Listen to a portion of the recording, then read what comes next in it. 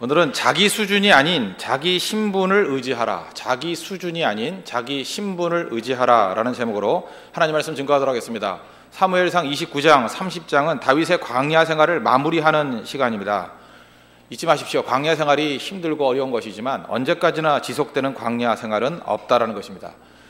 근데 우리 인생이 물론 그렇지만 다윗의 마지막 광야 생활을 한마디로 정의한다 그러면 하나님의 은혜입니다. 하나님의 은혜가 그냥 비가 퍼붓듯이 부어지는 그런 모습이었다는 것입니다. 우리 인생도 마찬가지입니다. 우리가 잘 영적인 눈이 뜨이지 않아서 모르는 것이지 값없이 주시는 하나님의 놀라운 은혜가 우리 삶 전체를 지배하고 감싸고 있다는 것입니다.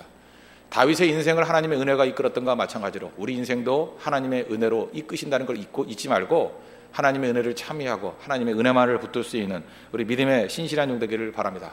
오늘 두 가지를 접근하겠는데, 첫째는 불순종 중에도 하나님의 은혜는 계속된다는 것입니다. 불순종 중에도 하나님의 은혜의 인도하심은 떠나지 않는다는 것입니다. 우리는 하도 많이 그 율법주의자들에게 영향을 많이 받아가지고 잘못 믿는 거죠. 예수를 믿어도 아주 잘못 믿는 겁니다. 순종할 때는 하나님이 우리를 지켜주시고 불순종할 때는 우리를 버린다, 이렇게 생각을 한다는 것입니다. 우리가 하나님 우리 아버지 그러잖아요. 아버지가 우리가 뭐 순종할 때는 아버지고 순종 안 할 때는 뭐 아저씨인가요? 절대 그렇지 않죠. 순종할 때나 불순종할 때나, 물론 불순종할 때는 그죠, 뭐 효도 못하는 아들 딸이고 순종할 때는 효도하는 아들 딸, 뭐 그 차이지 그게 달라지는 게 아닌데, 우리는 많은 순간에 우리가 불순종하면 하나님 우리 아저씨가 돼버리고,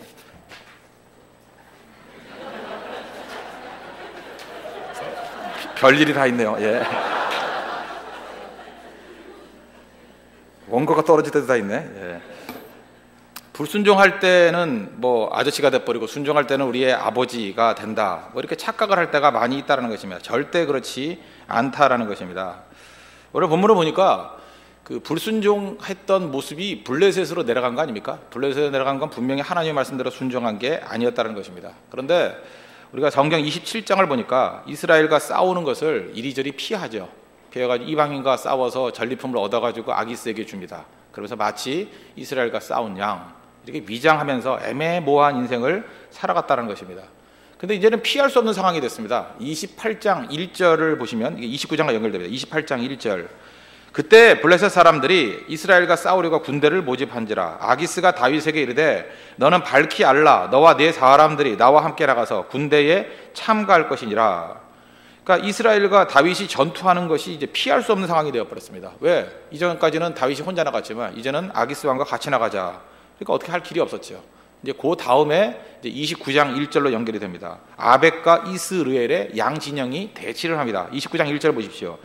블레셋 사람들은 그들의 모든 군대를 아벡에 모았고 이스라엘 사람들은 이스르엘에 있는 샘 곁에 진 쳤더라. 그러니까 양쪽에 아벡의 진이 있었고 이스르엘의 진이 있었다. 이제는 다윗은 이 전투를 피할 수 없는 상황이 되었습니다. 위기죠. 이스라엘의 왕으로 설 위기에 처하게 되었습니다. 근데 이 위기 어떻게 벗어나느냐? 이상하게도요, 하나님께서 어떻게 작용을 하게 만드냐 하면 블레셋 장군들의 마음 때문에 살리게 되었다는 것입니다. 다윗을 미워하는 블레셋 장군들의 마음, 그죠? 다윗을 이렇게 제거하려고 하는 블레셋 장군들의 마음. 아마 블레셋 장군들은 그 다윗을 싫어했을 거예요. 다윗을 미워하고 다윗을 웬만하면 제거하려고 그랬다는 것입니다. 근데 그것이 오히려 전화위복이 돼가지고 다윗을 살리는 길이 되더라는 것입니다. 참 역설적이죠.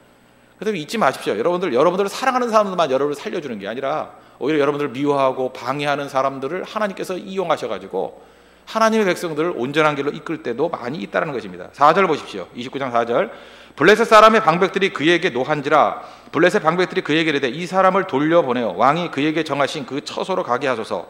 그는 우리와 함께 싸움에 내려가지 못하리니 그가 전쟁에서 우리의 대적이 될까 하나이다. 5절 보십시오. 그들이 춤추며 노래하여 이르되 사울이 죽인 자는 천천히요 다윗은 만만이로다 하던 그 다윗이 아니니까. 그러니까 우리를 죽이고 돌아가면 어떡합니까? 우리는 다윗이 싫습니다. 다윗이 밉습니다. 다윗이 오는 게 불안합니다. 그랬다는 거예요. 그래서 결국은 아기스 왕이 미안한 듯 하면서 다윗을 하여금 야 시글락으로 돌아가 그랬다는 거예요. 그러니까 다윗은 아주 속에서 쾌재를 불렀겠죠. 그러지 않아도 전쟁 나가기 싫었는데 블레셋의 장군들이 너하고는 전쟁 못하겠다, 같이 전투 못하겠다 하고 돌려보냈다라는 거예요. 그래서 29장 6절 보십시오. 아기스가 다윗을 불러 그에게 이르되 여호와께서 살아계심을 두고 맹세하노니 내가 정직하여 내게 온 날부터 오늘까지 내게 악이 있음을 보지 못하였으니 나와 함께 진중에 출입하는 것이 내 생각에는 좋으나 수령들이 너를 좋아하지 아니하니 그러므로 이제 너는 평안히 돌아가서 블레셋 사람들의 수령들에게 거슬러 보이게 하지 말라 하니라. 하나님의 도우심이죠. 그러니까 오히려 자기를 반대하는 사람들 때문에 다윗은 온전한 이스라엘의 왕으로서의 순결성을 지킬 수 있는 계기가 되었다는 것입니다. 잘 보십시오. 지금 불순종하는 상황이잖아요. 근데 하나님께서 보이지 않는 손으로 다윗을 보호해주고 있다는 것입니다. 순종할 때도 우리 인도해 주십니다. 그럼 불순종할 때 우리를 보호 안 하시냐? 그렇지 않다는 거예요. 그때도 여전히 보호해 주신다는 것입니다. 우리 1절에도 한번 다윗을 보호했던 거 봤죠? 10광야에서 다윗이 사울의 군대의 포위가 됐습니다. 그냥 있으면 죽습니다. 근데 어떤 일이 벌어집니까? 하나님께서 갑자기 블레셋 군대를 보내가지고 침공하게 만들었습니다. 그랬더니 사울이 마지못해서 23장 28절 보니까 이에 사울이 다윗 뒤쪽 길을 그치고 돌아와 블레셋 사람들을 치러 갔으므로 블레셋 사람들의 침공으로 말미암아 전쟁으로 말미암아 다윗의 포위를 풀고 급한 데 먼저 갔다라는 거예요. 그래서 다윗이 살게 되었습니다. 그 배후에 누가 있어요? 하나님이 계시잖아요. 전 이걸 보면서 이런 생각을 했습니다. 한 사람을 살리기 위해서 하나님께서는 전쟁도 일으키신다는 거예요. 이게 놀랍지 않습니까? 나 한 사람을 살리기 위해서 사실 전쟁 그러면 얼마나 많은 대가와 뭐 어떤 때는 사람 죽기도 하고 그러는 거 아닙니까? 근데 놀라운 것은 다윗 한 사람을 살리기 위해서 어떤 때는 나 한 사람을 살리기 위해서 하나님께서는 전쟁도 일으키신다는 거예요. 그만큼 나를 사랑한다는 것입니다. 이게 뭐 상식적으로 얘기하면 말이 돼요? 어디 길 가는 사람한테 물어봐가지고 그래 보십시오. 하나님께서 나를 살리기 위해서 전쟁도 할 거라고. 제정신이냐 그러겠죠. 근데 살아계신 하나님의 입장에서는 그럴 수도 있다는 것입니다. 저는 그런 걸 여러 번 경험하게 됩니다. 예를 들어서 어떤 성도, 최근에도 그랬어요. 어떤 성도의 가정에 신방을 가게 됐는데 사실 그 원래 순서대로는 거기 갈 수가 없는 상황이었습니다. 갈 수가 없는 상황이었어요. 여러 여건이. 근데 갑자기 일정이 쭉 바뀌면서 그 시간이 비게 되고 또 거기 가게 되는 그런 상황이 벌어졌어요. 근데 그 집에 신방을 갔더니 하나님께서 긴급하게 그 집에 가서 예배를 드리고 말씀으로 위로해야 될 상황, 또 그 말씀이 있어야만 일어설 상황이 되더라고요. 그때 제가 혼자서 무슨 생각을 했는지 아십니까? 아하, 하나님께서 이 가정을 살리기 위해서 모든 일정을 다 바꾸셨구나. 그죠? 꼭 가야 될 거 괜히 거기서 약속을 어기게 만들어버리고 그때 약속을 이행 못하게 만들어버리고 또 시간이 비게 만들고 또 연락이 되게 만들고 하여튼 설명하자 그러면 이렇게 성경 같은 내용으로 쓴다 그러면 한 2-3페이지는 써야 되겠어요. 그래서 모든 것들을 다 조정하셔가지고 어쨌든 결론은 그 가정 가가지고 하나님 말씀을 선포하고 예배드리고 일어서게 만들더라는 거예요. 그때 뭐 저도 그렇고 거기 있는 사람도 그렇고 뭐 내용은 잘 모르겠지만 느끼는 건 분명하죠. 아, 하나님께서 일하고 계시는구나. 그리고 잊지 마셔야 됩니다. 하나님께서 나 한 사람을 그만큼 사랑하시고 나를 살리기 위해서 어떤 일도 하신다는 거예요. 우리 창세기 보십시오. 아브라함도 불순종했던 거 있지 않습니까? 자기 아내 사라가 좀 예뻤는가 봐요. 그래서 애굽에 내려갔을 때 뭐 그대는 아리따운 여인이라 하다 되게 치사하죠.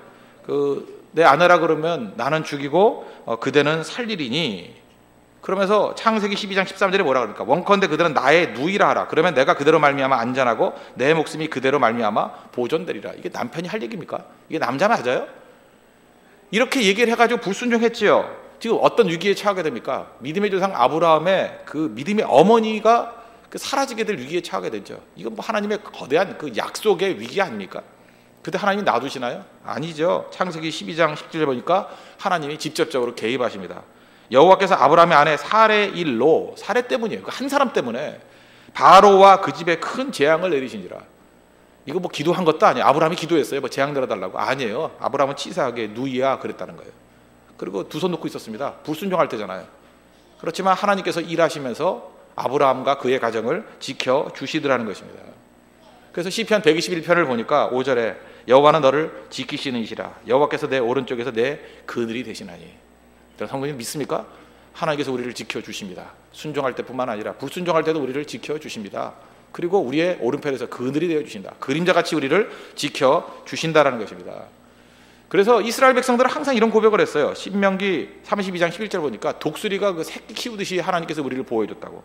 마치 독수리가 자기의 보금자리를 어지럽게 하며 자기의 새끼 위에 너풀거리며 그의 날개를 펴서 새끼를 받으며 그의 날개 위에 그것을 엎는 것 같이 여호와께서 홀로 그를 인도하셨고, 하나님께서 어떤 때는 우리에게 멀리 보이시는 것 같이 보일 때가 있습니다. 우리를 놔둘 때 같이 보일 때가 있어요. 그때는 뭐예요? 우리의 근육을 키울 때예요. 근육을 높은 곳에 떨어뜨립니다. 그러면 새끼 독수리가 죽어라 날개짓 하지요. 날 수 있어요, 없어요? 날면 되는 거고, 못 날면 어떤 일이 벌어지죠? 근육이 강화되는 거예요. 근육이. 그러다가 떨어질 마지막 순간 위기 가운데 오면 어미 독수리가 와가지고 날개로 받아준다는 것입니다. 이게 뭐예요? 보호해주는 하나님의 능력이죠. 우리 이걸 믿어야 됩니다. 순종할 때뿐만 아니라 불순종할 때도 여전히 하나님께서 우리를 붙들어 주신다. 이건 바로 뭐예요? 하나님께서 숨어서 은혜 가운데 우리를 지켜주신다는 거. 이걸 믿어야 이게 참된 은혜의 하나님을 믿는 하나님의 자녀들의 자세라는 것입니다.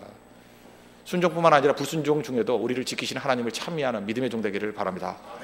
두 번째 우리가 알 수 있는 건 뭐냐 하면, 이 첫 번째 은혜가 소극적으로 수동적으로 하나님께서 숨어서 우리를 돕는 거라 그러면, 두 번째는 적극적으로 은혜 때문에 하나님 앞에 나아가게 만든다는 것입니다. 그러니까 은혜를 붙들고 기도의 자리로 나가게 하십니다.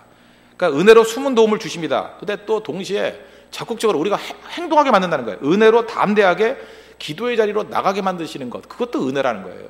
우리가 이렇게 여러분들 힘차게 나오지 않았어요. 담대하게 나온 거 아닙니까? 뭐 사실 새벽에 나온다는 게 쉬운 게 아니잖아요. 멀리서 나온다는 게 쉬운 게 아니잖아요. 그 아침에 벌떡 일어나서 나왔잖아요. 이게 하나님께서 나오게 만든 것 자체가 또 은혜라는 거예요. 히브리서 4장 16절을 보니까, 그러므로 우리는 긍휼하심을 받고 때를 따라 돕는 은혜를 얻기 위하여 은혜의 보좌 앞에 담대히 나아갈 것이니라. 그러니까 은혜의 보좌 앞에 담대히 나아가는 이게 기도의 자리에 나온 것조차도 그게 은혜라는 거예요. 잘 보십시오. 지금 다윗의 상황이 어떤 상황이냐? 불순종했죠. 돌아왔더니 시글락에 있던 자기의 그 아내들, 자녀들 다 아말렉에게 잡혀가 버렸습니다. 그리고 밑에 있던 그 부하들은 또 자기 죽이겠다가 나왔어요. 그럴 때 사실은 자기가 불순종했잖아요. 그리고 어제도 말씀드렸지만 다윗의 삶 가운데 기도가 다 사라져 버렸습니다. 기도도 없어요. 지금 영적 상태가 안 좋은 상태거든요. 안 좋은 상태인데 이때에 이 바닥같이 떨어진 상태에서 다윗이 했던 일이 뭐냐 하면 하나님 앞에 부르짖고 기도하기 시작했다는 것입니다. 30장 6절 보십시오. 백성들이 자녀들 때문에 마음이 슬퍼서 다윗을 돌로 치자 하니 다윗이 크게 다급하였으나 그의 하나님 여호와를 힘입고 용기를 얻었더라. 그리고 7절 이하부터 보면 계속해서 그 제사장 불러가지고 에봇 붙들고 기도하고 묻는 장면이 쭉 나옵니다. 여기 잘 보십시오. 우리 같으면 미안해서 도저히 하나님을 의지하지 못할 것 같을 때가 있다는 거예요. 그 여러분 세상에서요, 그 도덕에 충실한 사람들을 보면은 꼭 예수 믿는 사람들한테 뭐라 그러는지 아십니까? 저 뻔뻔한 것들. 그죠? 그 죄를 짓고 또 맨날 하나님의 은혜다 그러고 또 넘어지고 그러면서 또 뭐 기도하면 된다, 뭐 십자가를 의지하면 된다. 그러면서 그래요. 참 예수 믿는 것들 편리하군. 그죠? 죄 짓고 용서 다 받았다 그러고 또 죄 짓고 용서 받았다 그러고. 그래요. 그게 그리스도인들이라고요. 뻔뻔한 사람들이. 여기서 뻔뻔하지 않은 사람이 누가 있어요? 오늘 뭐 기도하면 오늘 하루 종일 깨끗하게 살아가요? 또 뻔뻔하게 주님 앞에 나아가서 주님 또 넘어졌네요. 불쌍히 여겨 주세요. 그리고 나아가는 거, 그게 성도의 삶이라는 것입니다. 그래서 여러분들 율법주의와 복음의 결정적인 차이점이 뭐냐? 오늘 제목과 마찬가지예요. 자기 수준을 의지하는 사람이 있고요, 자기 신분을 의지하는 사람이 있어요. 우리 많은 한국의 크리스찬들이 여기서 넘어가는 거예요. 마귀가 이걸 우리를 넘어뜨리는 도구로 쓰는 거예요.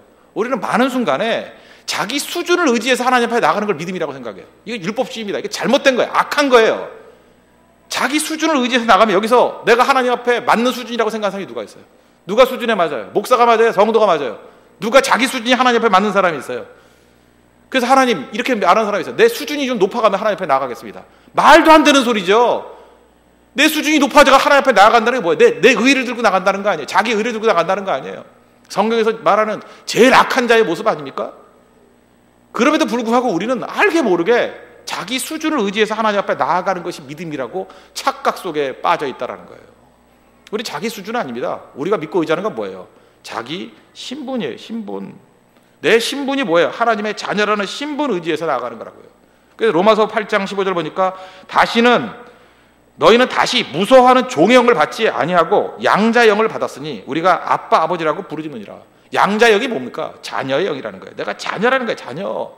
자녀라는 신분을 들고 하나님 앞에 담대히 나아가는 그 모습이 있어야 된다는 것입니다. 그 자녀는 어때요? 자녀는 내가 범죄하고 깨졌음에도 불구하고 내게 임한 저주와 불행에 대해서 저항하는 것, 그게 자녀의 모습이라는 거예요. 자녀가 잘못했지만 자녀가 깨지는 걸 원하는 아버지가 어디 있겠습니까? 그래서 자기 수준을 의지해서 나가는 사람은 나는 죄졌으니까 깨져야 된다, 이렇게 율법주의에 빠져 있다고요. 그죠? 욥기에 나오는 그 세 친구들, 엘리바스, 빌다, 소바, 이런 시각이에요. 그러나 하나님 앞에 자기의 신분을 의지해서 나가는 백성들은 하나님 넘어지고 깨졌지만 하나님의 은혜로 아버지께서 나를 건져 주십시오, 그 모습이 있다고요. 누가복음 15장이 은혜에 관한 모습을 가장 잘 보여주는 비유가 있지 않습니까? 그게 탕자의 비유인데, 탕자가 어떻게 나갑니까? 처음에는 모든 사람과 똑같아요. 자기 수준을 의지해서 하나님 앞에 나가듯이 아버지께 나가요. 누가복음 15장 21절 보니까 아들이 이르되 아버지, 내가 하늘과 아버지께 죄를 지었사오니, 이름은 아버지라 그래요. 그런데 내용을 보세요. 지금부터는 아버지의 아들이라 일컬음을 감당하지 못하게 했나이다. 그러니까 아버지 아들이라는 신분으로 못 나가겠어요. 이제는 내 수준에 맞게 나가겠어요. 내 수준이 뭐예요? 거지 같은 수준이라는 거예요. 바닥 같은 수준이라는 거예요. 나를 종의 하나로 여겨주십시오. 자기 수준을 두고 나갈 땐 꼭 그렇게 돼요. 자기 수준이에요. 근데 아버지가 뭐라 그래요? 아버지는 종들에게 이르되 제일 좋은 옷을 내어다가 입히고 손에 가락지를 끼우고 발에 신을 신기라. 그리고 살찐 송아지를 끌어다가 잡으라. 우리가 먹고 즐기자. 아버지는 지금 아들을 어떻게 대우해요? 신분에 맞게 대우해요. 자기 수준을 들고 나오는 아들에게 아니다, 너는 자기 신분이 무엇인지를 기억하라. 그리고 그 다음 뭐라 그러잖아. 이 아들이 죽었다가 다시 살아났으니, 그래요. 이 아들, 지금 아버지가 강조하는 게 뭐예요? 이 아들이라고 얘기하는 걸, 내 아들이라는 마이 선이라는 표현을 통해서 우리가 보여주는 게 무엇입니까? 네 신분 잊지 말라는 거예요. 네가 순종을 하든 불순종하든 넌 내 아들임에 변함이 없어. 그러면서 얘기하는 게 뭐예요? 나의 즐거움과 기쁨에 참여하는 자가 되라, 그런 얘기죠. 이게 기독교의 복음입니다. 복음이 뭔지를 아십시오. 세상 속에 속지 말아야 된다는 거예요. 은혜입니다. 은혜는 뭐예요? 은혜는 내가 아무리 넘어지고 깨졌다 할지라도 내 신분을 의지해서 뻔뻔스럽게 아버지 앞에 나아가는 거예요. 여러분들 지금 어린아이들도 되게 많은데 애들 보십시오. 조금 전에도 예배 시간에 막 울고 저러네. 저게 순종이에요, 불순종이에요? 뭐 말로 말한다 그러면 불순종이죠. 어디서 울어, 예배 시간에. 그죠? 그러면 아버지가 너 울었으니까 나가 그래요? 너 이제 아들 아니야, 호적에서 지어가, 파가, 그래요? 아니죠. 순종하면 예쁜 거고, 좀 울면 어때요? 불순종해도 내 아들이면 틀림이 없죠. 그러면서 가르쳐 주죠. 이제 철들면 이렇게 조용히 해야 되고 잘 맞춰줘야 되고 예배 잘 드려야 되고 그러는 거 아니에요? 그리고 좋은 게 있으면 다 주는 거 아닙니까? 그게 자녀의 영 아니에요? 아버지의 영 아니에요? 그게 은혜라고, 은혜. 그걸 모르고 예수 잘못 믿어가지고 엉뚱한 것을 들고 나오면서 펄펄 뛰는 사람들이 있죠. 뭐예요? 죄 지으면 죄에 대한 대가를 치러야 되고 저주와 죄값을 치러야만 된다. 이거 어리석은 신학입니다. 엘리바스의 신학이고, 이게 불순종의 신학, 불순종으로 말미암아 대가를 치러야 된다는 그런 율법주의적인 신학이라는 거예요. 사도 바울이 그렇게도 분노했고, 갈라디아서에서 그저 이렇게 분노하면서 하늘의 옷은 천사라 할지라도 이 복음 외에, 예수 그리스도 십자가의 복음 외에 딴 걸 전하는 자들에게 저주가 있을지어다 하는 그런 분노했던 얘기라는 거예요. 이게 여러분 역사상 없었던 일이 아니라는 거예요. 예를 들어서 19세기 말에, 예를 하나 들어볼게요. 19세기 말에 그 영국에서 처음으로 진통제가 개발이 됐습니다. 진통제. 그 아기 낳아 보신 분들 여기 많이 계시지 않습니까? 아기 낳을 때 고통이 있잖아요, 여자들 고통이. 그러니까 진통제가 개발되면 어떻게 생각할 것 같아요? 많은 사람들이 기뻐했을 거다, 이렇게 생각하죠. 근데 그렇지 않아요. 이렇게 뭐 명분 들고 나오는 이 꼴통들은 어디나 항상 있다고. 이 명분론자들이 뭐라 그랬냐 하면, 창세기 3장 16절을 보니까 내가 네게 임신하는 고통을 크게 더하리니 내가 수고하고 자식을 낳을 것이며, 이 말씀을 붙들고 하나님께서 여자들에게 그 저주를 내렸다는 거예요. 불순종으로 말미암아. 그게 언제냐? 하와의 저주예요. 하와의 저주. 그래서 애 낳을 때 아픈 거는 당연하다는 거예요. 그래서 아기를 낳을 때는 아파야 된다는 거예요. 아파야 된다는 거예요. 더 아프게 만들어야 된다는 거예요. 막 꽉꽉 눌러가지고 그냥 죽을 정도로 아프게 만들어야 된다는 거예요. 왜? 죄값이기 때문에. 그런데 그 고통을 경감시키는 진통제를 만든다는 건 이거 하나님의 뜻에 반하는 것이다, 하나님의 뜻에 도전하는 것이다, 이렇게 들고 나왔어요. 맞아요, 틀려요? 할 말이 없네. 그 고통 당하면 나요. 그럼 고통 당하면서 그냥 아예 발로 밟아서 낳던지 그냥 이랬다고요. 그랬더니 또 반대쪽에서 뭐라 그러냐? 무슨 소리냐? 하나님께서 고통을 경감시킬 수 있는 진통제를 주신 것은 하나님의 은혜다, 감사하자. 그죠? 이런 사람이 또 둘이 있었다. 그래서 두 쪽에서 싸웠어요. 막 갈등을 하면서. 뭐가 맞아요? 뭐 아시겠죠? 이게 해결이 됩니까? 자기 목소리만 내니까. 그래서 진통제를 만든 것은 죄다, 이렇게 말하는 사람도 있고, 진통제를 주신 것은 하나님의 은혜다, 감사다. 뭐 수렴이 안 되는 거예요, 수렴이. 근데 이 문제가 어떻게 풀렸는지 아십니까? 역시 여자들은 위대해요. 여자들이 들고 나왔어요. 그중에 똑똑한 여자들이 들고 나오면서 뭐라고 주장을 했느냐? 이 나쁜 놈들아, 우리에게 진통제를 주지 않으려면 너희들도 농기계를 사용하지 마라 그랬어요. 이유가 뭐냐? 창세기 3장 17절 보니까 땅은 너로 말미암아 저주를 받고 너는 평생에 수고해야 땀 흘려야 그 소산을 먹으리라 그랬잖아요. 땀 흘려야지 어디 농구기를 써. 홈이 뺏어버렸어요. 뺏어. 맨손으로 파인막 이제 손톱이 벗겨질 정도로. 결판 난 거 아시죠? 남자들이 그 멍청한 그 꼴통 남자들이 손을 들었어요.